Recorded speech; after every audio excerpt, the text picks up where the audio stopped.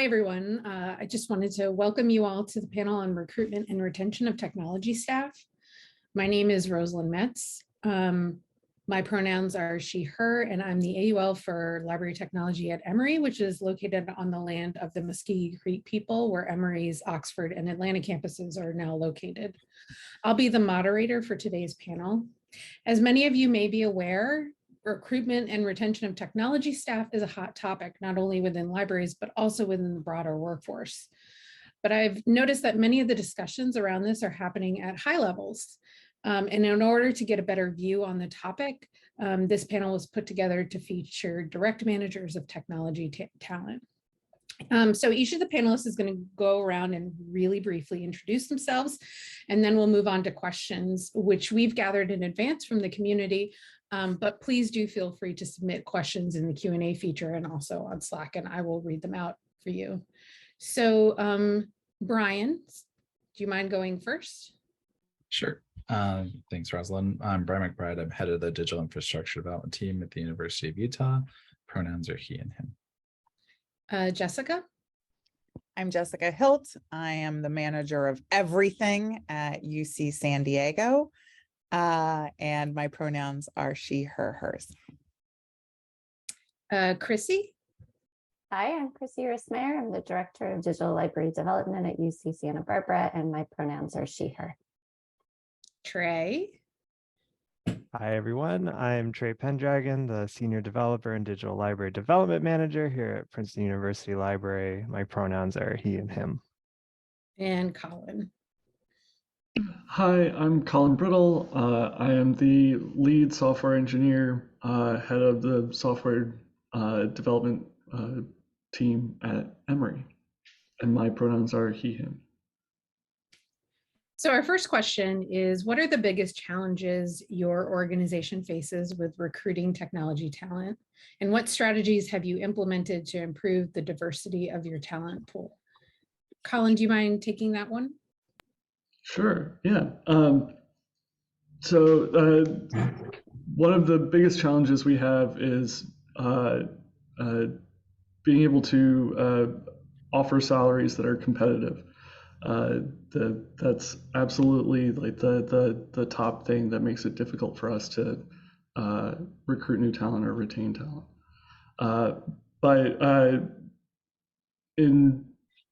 We have taken some steps in order to get better candidates in when we are doing job searches. I don't think I've done 2 job searches the same way. And we've ended up hiring a decent number of people over the last couple of years. So it's been a significant number of changes. Some of the things that I liked that we've adopted have really been around trying to make the experience as blind as possible for our people within Emory reviewing our candidates, and also making it as pain-free and as accommodating as possible for those candidates on their end. So for one, in one instance, we tried, rather than having a audio kind of phone interview as a portion of the hiring process, we tried a written version of that, so kind of typing back and forth. We found that that didn't work out so well because people tend to type a little slow, and people reviewing that on the other side aren't really sure if that's because they don't know what they're trying to say, if they're having difficulty, and it felt like the interview kind of drew out. So instead, now we ask people, we send people a list of questions like we would for a phone interview, and we let them write down their answers in advance. And the actual phone interview is less about them trying to like come up with an answer on the spot, and more about reflecting on the answer they gave us, modifying it, or explaining parts that we don't understand. And we find that that makes candidates a lot more at ease.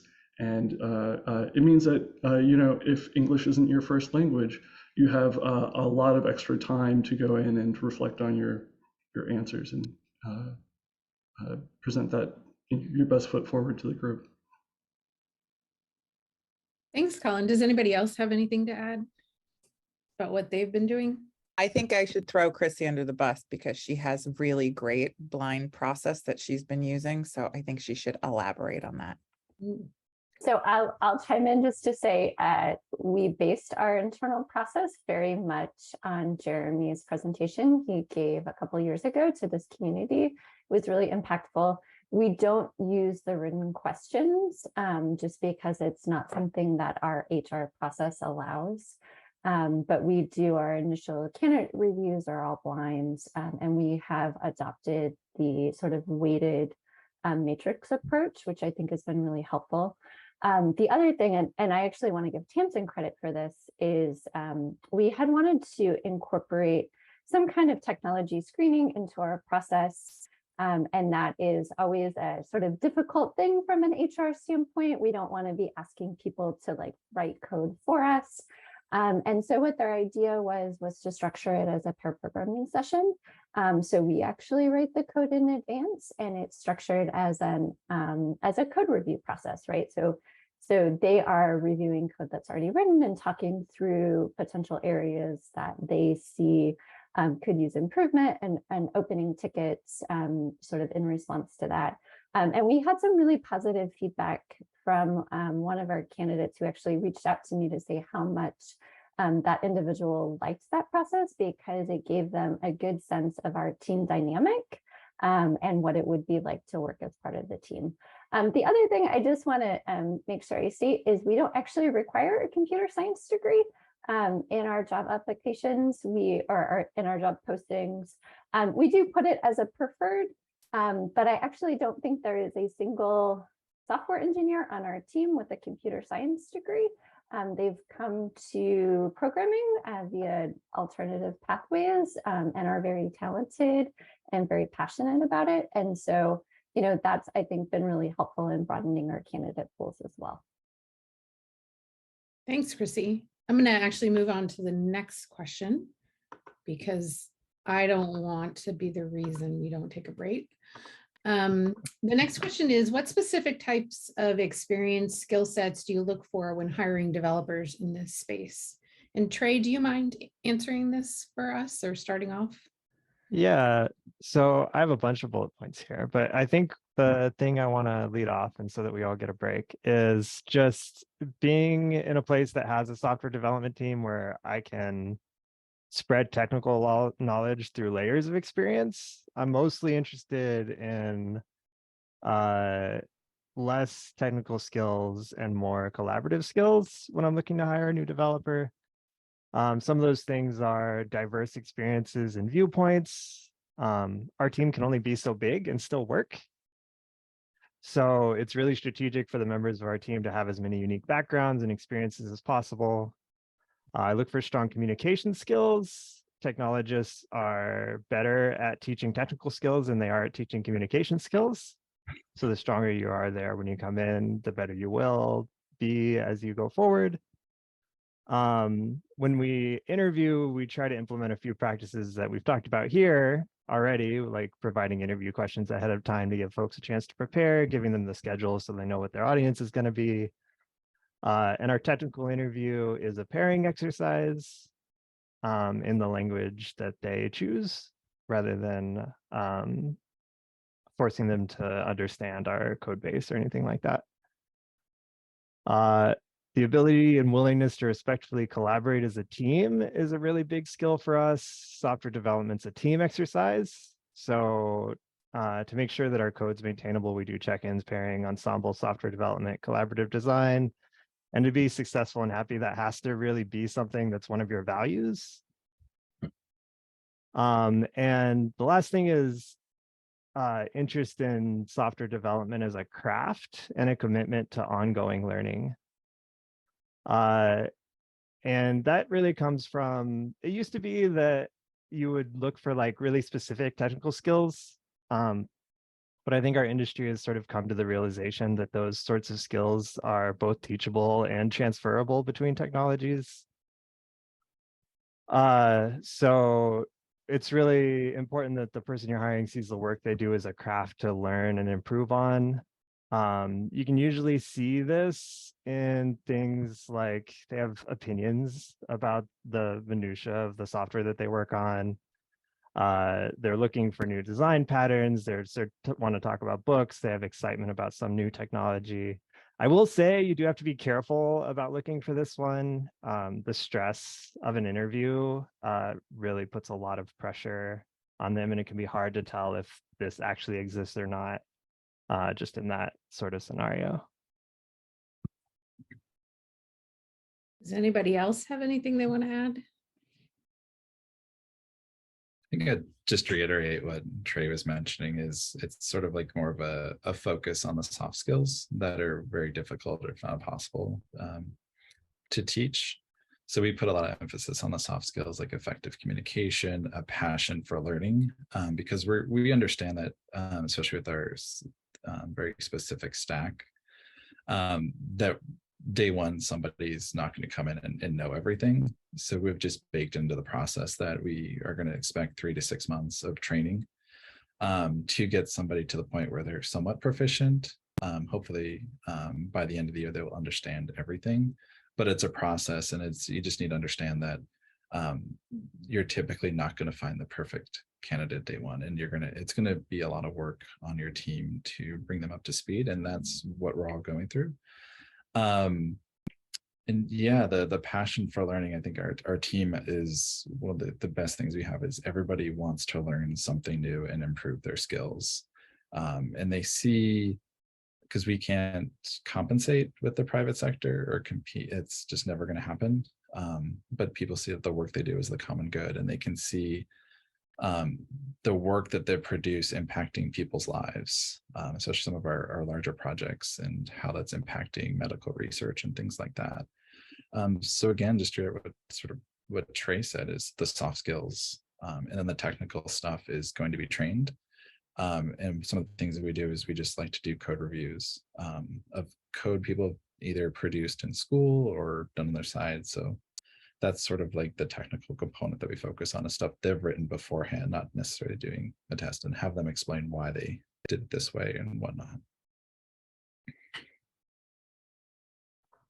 Thanks, Brian. Can I go just say ahead, something Ray. real quick? I just wanted to say that this is really hard, this cultural shift, and they could still be perfect even if they don't know Ruby. You know what I mean? Like, you really have to internalize that.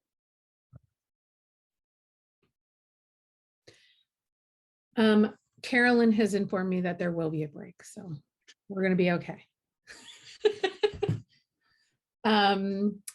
So the next question is, what expectations do technology talent have around their work and working environment?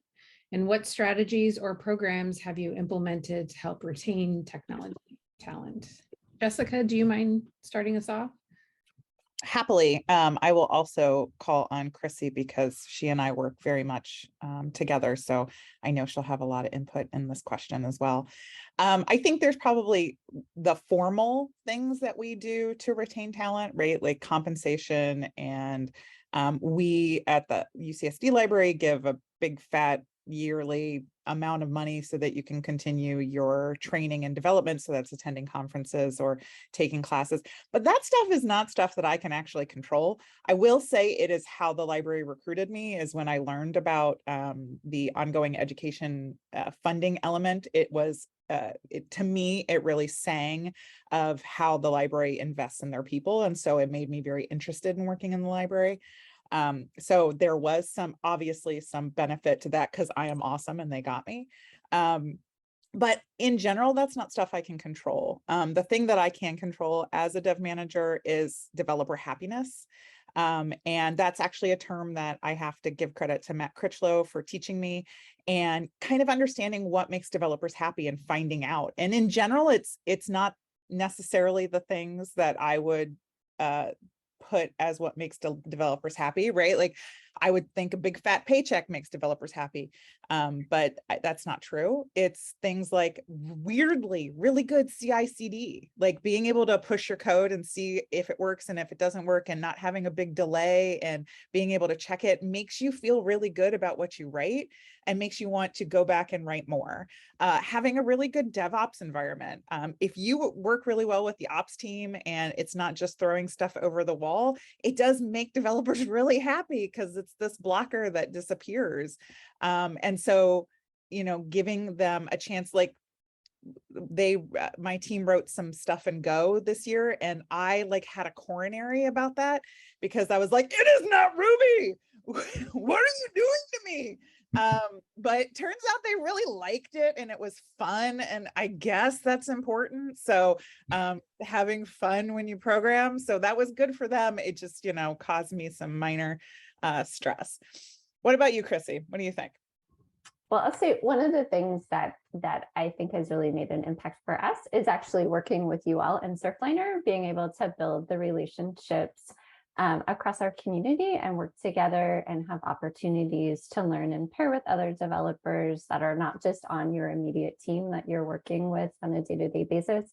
It's also one of the reasons why I love the St. Barry community and am really supportive of our team collaborating in this space too, is I think, you know, like you were saying, learning is one of the reasons that I'm attracted to my job, and just being able to continue to grow and explore. You know, like you said, we can't compete necessarily on salary. I wish we could. You may not be aware of this, but Santa Barbara is incredibly expensive place to live. And so the support for remote work has been really important for us. I also, you know, although I can't control university policy around a lot of our guidelines, we do have flexible work arrangements that the university provides. I'm very supportive of those for my team, whether it's like a 4-10 schedule or wanting to have slightly offset hours. I think that work-life balance is part of what's really important to me working in libraries, right? And I feel like it's something that attracted me to this space, that I'm not going to be working 12-hour days and not seeing my family or feeling like I need to work every weekend. And so that's also something that I want my team to be able to benefit from. I'm looking at my notes because I've written down stuff. But yeah, I mean, for me, a lot of it is just like leaning into the things that we all like about working in libraries. The collaborative nature, it's not a competitive environment, right? Like, we're not out to make billions of dollars. Like, we're here to make things better. And again, that's something that really attracted me. And so I really like to lean into that as a development manager. Thank you, both of you. And I do think Jessica's out to make billions of dollars and take over the world, but that's neither here nor there. It's not going to be with money. It's going to be my pure willpower. So the next question is, how do you support junior developers or new staff around training and development? We talked a little bit about this, but what strategies do you employ when investing in your staff? Brian, do you mind starting us off with this? Sure. So some of the things that we've done in the past with our full-time developer hires is we have them team up with one of our senior developers and sort of get an initial lay of the land to understand what the infrastructure is, what it looks like, and really have them sort of ask questions. But one of the more important things is we try to create an environment where you feel comfortable to ask any question. It's really important to create that environment. I can't stress that enough, because you need to ask questions. It's great even when senior developers have questions and the junior developers answer them. It's a really good learning opportunity to remind everyone that we all have different skill sets and understandings, and it's really important to share information and feel comfortable in the environment to ask questions. The other thing too is sort of the idea of failure. Failure is acceptable. Failure is actually encouraged. Like, fail often, but fail fast. That's one of the things, like, when things break or whatever, that's just part of the nature. We have systems in place to reduce that probability. And when things do happen, we make sure they don't happen again, because it's learning technology. It's something that's evolving, and we need to make sure we have systems in place. But one thing we do is we're fortunate enough to have some student developers through the computer science department at the university. And what we do is we team them up with either a junior developer or senior developer, and we sort of work on projects that they're interested in. So we have like a whole backlog of projects that we'd love to get done in a timely manner, but sometimes that's just not going to happen. So we sort of go through the process and let them pick. We sort of prioritize them, and we let them decide and sort of pitch us on how they want to go about developing it. And then we'll walk through, let them sort of lead the pathway in doing check-ins throughout the entire process and sort of helping them through that. But we give them a lot of leeway in how they want to approach it. So, and that goes back to sort of what Jessica said when she was talking about one of their teams developed something in Go recently. So some of these applications are built in languages that our full-time employees have some understanding of, but it's not necessarily their area of expertise. So that's sort of like a concern for sustainability long-term. But we think it's worthwhile because it's going back to that nature of like a culture of and passion of learning, and learning new things, accepting the challenge. And I think that's thing that's really important. I can't stress enough. So yeah, some of those strategies we also use, give them full access to all of our the like plural site and stuff like that when requested, lynda.com, and all those like standard libraries that we have available.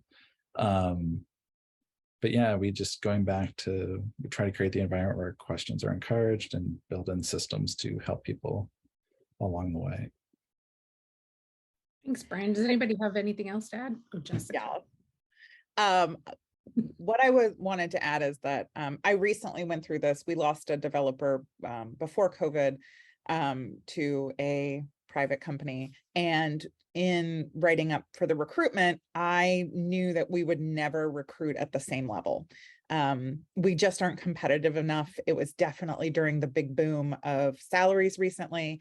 There was just no way I was going to get somebody as experienced as the person who was leaving. So we recruited a junior developer, a developer. I hate the word junior, level 1 developer or whatever, right out of college. And that person didn't even have Ruby, right? They'd never touched Ruby before. They did Python. They had some experience writing code and, could show that. But in this interview process, we used the same pairing exercise that Chrissy and Tamsin wrote up. And we modified it for a junior developer and had that. And we actually recruited one of the least experienced developers in the panel. And that was because they got along really well with the team. The team really enjoyed working with them. And we knew when we were bringing them on that they weren't going to have any Ruby experience. So I had already set up a plan for, an educational plan to onboard them to Ruby. But they also knew that this was a big learning experience for them and that our team was already set up to do pairing. So I know some teams don't do pairing. That blows my mind, but some teams don't. And pairing is a really great way to get everybody up to speed, but especially junior developers. So I think that was a big thing for us, was to make sure that there was a great environment where they could ask questions. They kind of knew that from the get-go in the interview process, because they got to pair with our team. They got to see that flavor. They got to see what it would be like day to day. And so we are also, they're self-selecting out if they don't like that kind of environment. The person that we recruited actually had a counter offer for a lot more money, but enjoyed our team and the experience of pairing. So chose us over that private company, which I think was pretty awesome and says a lot about that person. So I think, I know there's a struggle of hiring junior developers. There's a big, gap in the middle where we don't have a lot of experienced developers that we can hire with the pays that we're putting out there. And yeah, we might lose this person in a year or 2 years to another company. But for me, it's worth it because it feels very much like this is what higher ed is for, is bringing people on and bringing them up. So I feel like I'm supporting the mission, even though it's not a student. It's, although they did graduate from a UC, pretty cool. Not our UC, so I won't hold it against them. But so it feels like it's supporting that mission as well. And I'm okay with that. I'm okay if we get somebody for 1 or 2 years and we end up losing them. I'm hoping I'm so fabulous and our team is so fabulous that they'll want to stay, but I'm willing to take that risk. A question that has come up in Slack is, does anybody have education plans shared in Samvera for learning Ruby, or just education plans generally? Like I know, actually the way I learned it was through Railsbridge. Are there similar things, or like what's out there that you all might be using for these individuals who maybe don't know it right now? Rosie, I didn't know you learned Ruby through Railsbridge. That's awesome. I was at the very first Railsbridge. That's so cool. Old. I had no idea I was at the first Railsbridge because it wasn't actually called that. I can find what I had our new developer do, and I'll post it in the channel. I'm not going to dig through my email and find it now, but I will do that. We have 3 student developers, and our training program happens during the summer, and we have a sort of formalized go from I've never made a website to be a Rails developer process that happens during those 3 months, which is going under some review right now because get feedback from your team, and it turns out people hate watching videos all day. Go figure. But I'd be happy to share what we have in the discussions we've had about changing that process. I think that'd be great. I personally love watching videos all day. I'm also happy to share, we participate, it's actually the office of our CIO started a new internship program on campus that they fund. And it's a cohort model where they have interns placed in a bunch of different departments on campus. They are actually trying to target, in a lot of cases, non-computer science students to try to bring them into the field. Not always. Our current intern is a computer science student. Our first 2 are not. But they do a lot of sort of learning and exploring together as a cohort. And then in our department, it's much more focused on sort of our projects and training just to support that. But I'm happy to share information about that program if that's helpful. I think it's been a really successful one at UCSB so far. Great. The next question is, what are some good or interesting suggestions for creating a collaborative community when you have teams of technical staff working fully remote? Trey, actually, will you take this one, kick us off? Sure. So my team is all fully remote. One thing I want to prefix with is that building a community of remote employees really takes active and intentional work to ensure that your culture recognizes that those folks are colleagues and that you respect them that way. It's easy to say and really hard to do. For remote staff to feel at home, they need to be welcomed from really the ground up at all layers of the institution. And that really didn't happen until recently, when a large portion of IT staff were forced to work remotely. It's hard work, and you need intentionality and real respect for that process. Some suggestions I can give are assume everyone is remote and sort of act accordingly. So when you go to meetings, everybody should have a webcam. Have open channels of asynchronous communication and invite people to them so that they feel welcome and discuss in there. We use Slack. Be intentional about collaborations. You have to have process if you have remote employees to provide opportunities for people to connect. So we do things like a monthly IT social hour on Zoom, bi-weekly cross IT catch up where folks write down what they've done for the last couple of weeks, and then you build an agenda where people ask, like, can you tell me more about this? What does this mean? Can we talk about this that's related?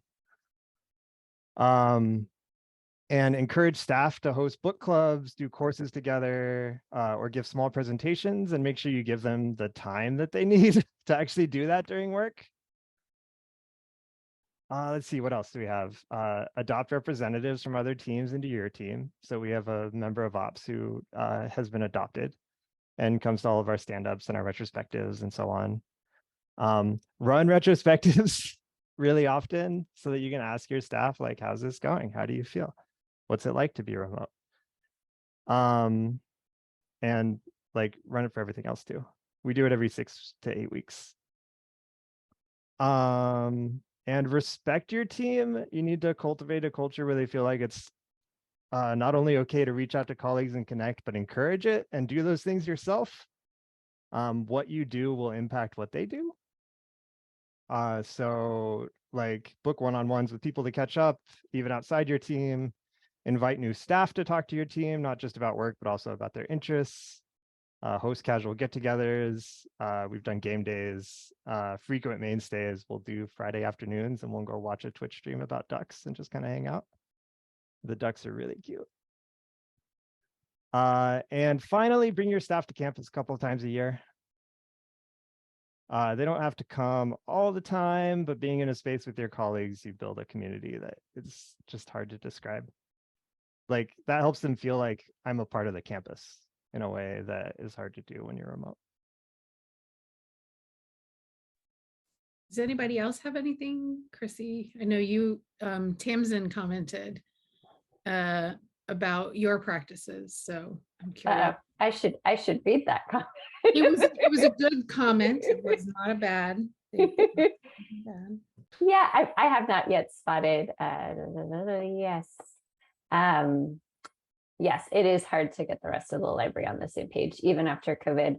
One of the things that we adopted very early on after DLD, our department was formed, this was pre-COVID, but we did have a few full-time remote staff even before then, is we adopted a policy that if anyone is remote, we're all remote. Because we are all remote from each other. And so our first couple of meetings were like the hybrid where it'd be like a group of people and then like, Tamsin, that's on the screen. And we were like, this is a bad idea. We're just gonna have everyone call in. I do have half my department, the digitization lab is fully on site. And so like in our department meetings, the dev team interacts on a daily basis, most of the time, frequently throughout the day. But we always do take the opportunity to hear from everybody so that they can share with each other.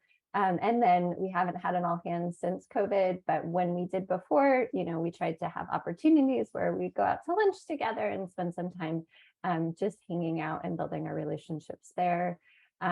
We do have very, very active Slack conversations. We made sure to have a random channel so people can just share stuff that's not work related and connect as humans. I think it's really important to connect as humans in the work environment and making space for that.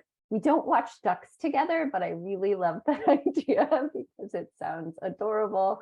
But you know, making sure that we're taking time in meetings to like interact with each other as humans and like seeing babies and animals and like all of the wonderful things in our lives that are at home. We also really, really strongly believe in retrospectives and really using that to help improve our team culture and the way we work together. It's something Jessica and I talk a lot about, really the power of retrospectives, and I think helping to grow our collaboration with UCSD. I feel like there was something else I was going to mention, but it slipped out of my brain. So I will make space for others to contribute if they have thoughts. I'm gonna pop in one thing that we discovered recently at Emory is that Colin, is it DoorDash that we use? DoorDash lets you create like a group order remotely. It's like specifically for remote teams. So everybody can have lunch sent to them within a budget. One person sends the invites out, and then everybody gets lunch ordered for a particular time, and then like you can sit on Zoom and have your thing together. That's really cool, Rosie. I What has didn't the discover feedback it. been about like that, Rosie? What, What's the feedback been like about that, Rosie? Colin? It's pretty positive. Like the fact that like before, like during COVID, we had a little bit of a problem with this sort of thing because budget limits meant that there was effectively no way we could do something like that. Or if we were trying to get it all on a single corporate card, everybody has to be in the same location. So having something like DoorDash and being able to like have a lunch remote works really well. The place where we found this out, we actually kind of had a hybrid event where we were trying some other stuff too, trying to get some more screens and microphones into a casual space so that there was much more physical presence for the remote people. And that's kind of the other thing that I'm trying to push more for as we move forward, is making sure that even in our physical space, my team has 5 people. We're in 4 states and 2 time zones. But if we have screens, if we have some way of being present in a physical space, that's a big get for us. And Brad just said, thank you, Brad, that the DoorDash thing works well on the app, but not on the actual website.